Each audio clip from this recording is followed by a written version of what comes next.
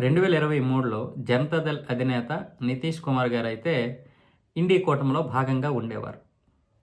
ఆ తర్వాత 2024లో ఎన్‌డీఏలో చేరి ఎన్‌డీఏ సహాయంతో ఆయనైతే బీహార్‌లో సీఎంగా ప్రభుత్వాన్ని ఫార్మ్ చేశారు.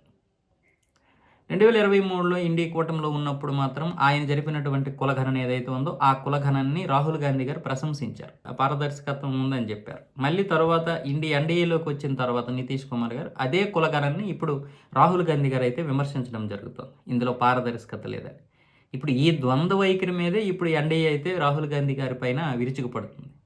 ఒకే విషయం మీద 2 విధాలుగా 2 దఫాలుగా ఏ విధంగా మాట్లాడతారు? ఎన్ని దఫాలుగా మాట్లాడినా ఒక విషయం పైన కట్టుబడి ఉండాలి. తెలంగాణలో జరిగింది, కర్ణాటకలో జరిగింది కులగణన. కర్ణాటకలో జరిగినటువంటి కులగణన గురించి ఇప్పటికీ మీరు వివరాలు బయట పెట్టలేదు.